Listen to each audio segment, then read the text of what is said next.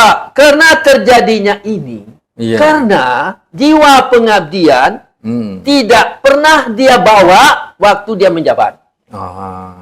Sepatutnya sebelum dia menjabat dia harus berpikir, apakah aku menyelamatkan bangsaku, atau aku mencuri atau memberikan harta negeriku kepada oligarki.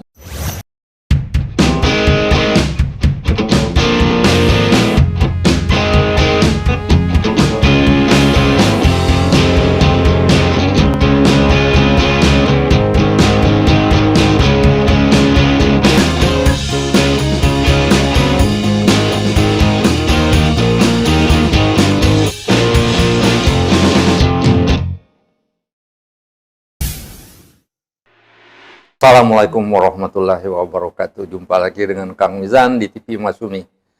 Pemirsa, kita mau bincang-bincang mengenai lagu kebangsaan kita, lagu kebangsaan Indonesia Raya. Dan lagu ini biasanya dinyanyikan pada acara-acara resmi, termasuk kemarin waktu pelantikan anggota DPR.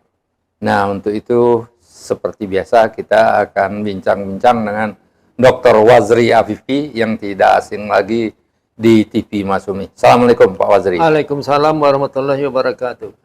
Gimana nih Indonesia Raya dinyanyikan oleh gimana tuh? Iya Pak. Indonesia Raya isinya kan itu sakti itu. Sakti ya. Indonesia Raya. Iya, bangunlah jiwanya, bangunlah badannya. Semuanya. Iya. Dan yang terakhir, hiduplah Indonesia. Hiduplah Raya. Indonesia Raya. Jadi kalau dia sudah berkata hiduplah Indonesia Raya, dia bertele-tele dalam tugasnya. Maka itu menantang daripada apa yang dinyanyikannya. Iya, waktu pelantikannya. Ya, waktu pelantikannya, dia sebenarnya harus berpikir, apakah aku sanggup mengikuti perintah lagu Indonesia Raya? Iya. Tidak pernah berpikir, Pak. Iya, jangan nyanyi aja, dianggap angin lalu ya. Ya. Dianggap lagu pop ya, sambil lewat nyanyi sambil mandi. Nah, tuh. Jadi misalnya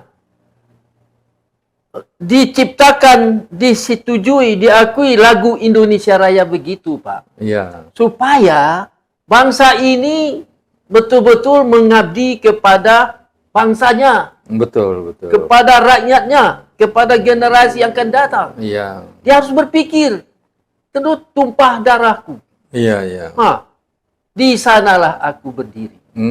Kalau misal tempat dia berdiri itu roboh, mana dia berdiri? Iya. Jangan sampai roboh ini. Ini prediksinya roboh 2030. Dia robohkan. Dia korup, dia ambil duit, dia macam-macam. Jadi menurut novel Ghost Fleet 2030 itu roboh Indonesia. Nah, ini gimana? Sampai ada orang asing menulis, Pak. Indonesia tidak ada lagi. Iya, di tahun 2030 udah dekat ini. 2030 itu apa artinya? Dia tidak malu. Terus buktinya tidak malu. Sebelum dia menjabat satu jabatan dalam negeri ini, dia nyanyikan lagu itu. Iya. Nyanyikan lagu itu bukan main lagi, berdiri. Apa? Kan tidak bisa dinyanyikan lagi duduk. Iya. Itu apa buktinya? Supaya nyanyi kata demi kata meresap kepada sel otaknya, Pak. Betul. Diresapi betul-betul. Iya. Dihayati ya. Dan dilaksanakan. Ya harus dilaksanakan. Iya. Dan harus bertanggung jawab kalau ada orang asing yang mendengar. Iya. Takut-takutnya, Pak, lagu Indonesia Raya ini diterjemahkan kepada seluruh bahasa di dunia. Maka semua bangsa di dunia tahu bahwa lagu Indonesia Raya ini adalah lagu yang tidak bisa dipermainkan. Nah, iya. Ya, itulah buktinya, Pak. Sekarang, setelah dia bukan main pakai jas, melakukan Indonesia Raya, terus dia lecehkan.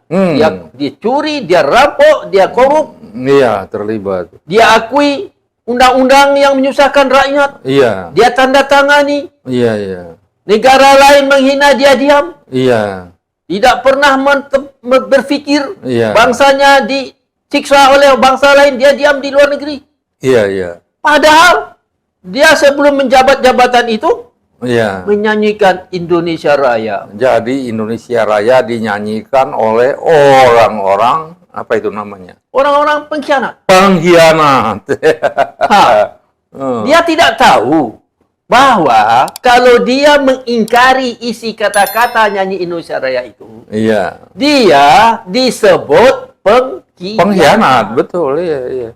Kalau manusia ini, Pak, hidupnya hanya dua. Menjadi pengkhianat atau menjadi pahlawan. Pahlawan. Iya. Itu aja. Iya. Atau menjadi diam-diam, itu bukan manusia itu. Iya, iya. Diam-diam itu setan. Dua pilihan hidup Dua manusia. pilihan, iya. Karena manusia dibekali oleh Allah Subhanahu wa taala dengan otak.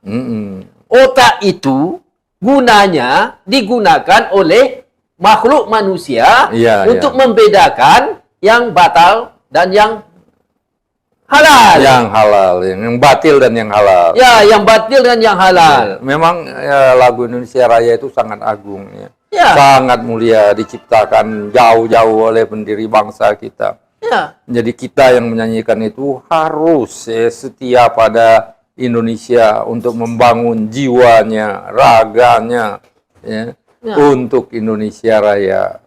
Ya ini Pak, jadi masalah lagi. Padahal di sistem pengajaran kita, setiap hari Senin, di sekolah dulu waktu SD, dinyanyikan Indonesia Raya. Oke. Iya. Itu artinya, para koruptor sekarang, dia tidak boleh lagi berkata, aku lupa. Karena disuruh menyanyikan lagu Indonesia Raya waktu di SD. Mulai dari SD. Ya. Sampai sekarang. Sampai sekarang, sampai jabatan. Iya. Oh, saya dulu waktu kecil, Pak, kadang-kadang disuruh ke depan. Sudah nyanyi Indonesia Raya, Sumpah Pemuda. Walaupun kita kecil, juga suruh Sumpah Pemuda. Iya, iya. Itu adalah menambah pengertian kepada bahwa semua isi kata-kata lagu Indonesia Raya harus dianalisa dan direnungkan. Ini tidak.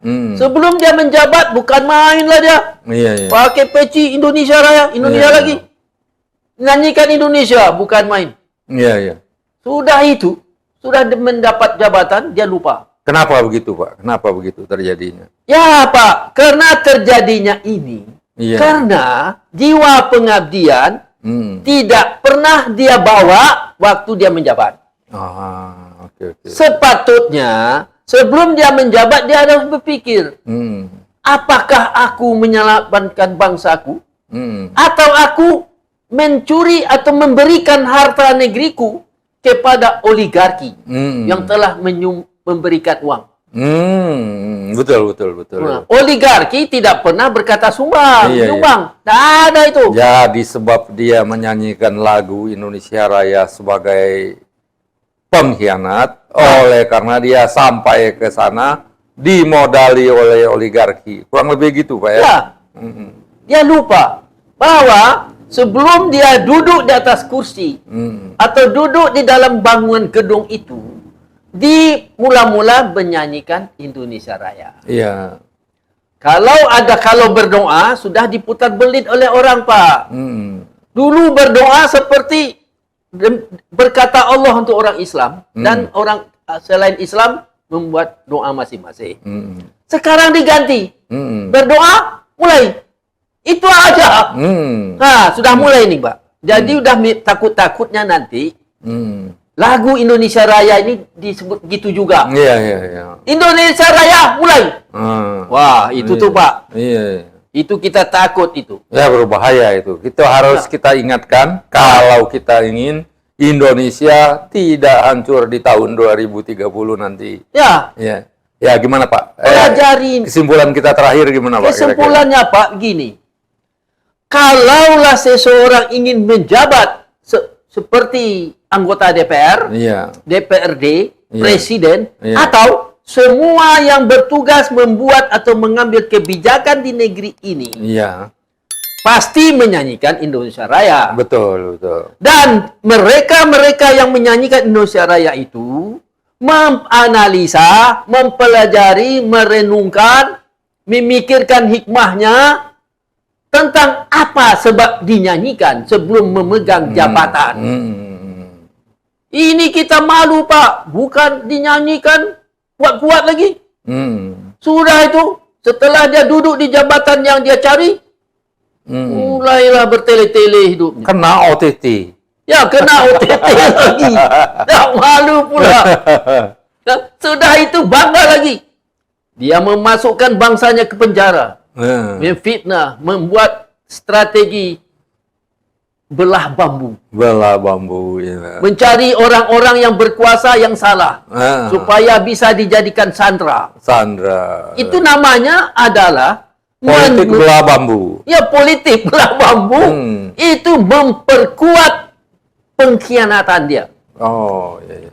Dia mengambungkan politik belah bambu. Politik belah bambu. Supaya yang memerintah negeri ini penuh dengan orang-orang yang punya masalah. Jadi politik belah bambu dan Indonesia Raya dinyanyikan oleh para pengkhianat. Ya, Indonesia Raya dinyanyikan, politik belah bambu dipakai, semuanya campur aduk. Ya, semuanya dikendalikan oleh oligarki. Semuanya patuh kepada oligarki. Dia tidak tahu. Oligarki ini bukan orang-orang yang apa namanya tuh dermawan. Dipikir dermawan, Pak. Dermawan ini kalau bagi uang kan dia tidak ingat dan dilarang tuh ingat. Tapi oligarki ini namanya saja oligarki. Dilihatnya tanahnya penuh kesuburan, banyak hasil tambang di dalam tanah itu, mulailah dia mengusir-ngusir penduduk asli di negeri itu. Nah ini, Pak, supaya kenapa si oligarki ini dia mau modal 1 untung 1000. Si yang nyanyikan lagu Indonesia Raya tadi nggak tahu bahwa dia dijebak ke dalam gua yang penuh dengan ular. Dia nggak tahu. Iya. Ngomong sedikit ular patok ya. Jebakan ular ya. Gua masuk sarang ular berbisa. Dia nggak tahu. Disenyum-senyum dengan oligarki, dia tersenyum juga. Rupanya oligarki memasukkan dia kepada gua sarang penyamun. Iya. Oke. Demikian saya kira pemirsa, mudah-mudahan itu mereka yang terlanjur ya terjebak oleh oligarki ini dan membicarakan menyanyikan lagu kebangsaan Indonesia Raya sebagai pengkhianat dan melakukan politik belah bambu cepat sadar kembali jika ingin Indonesia tidak runtuh pelan-pelan dan akhirnya runtuh benar di tahun 2030.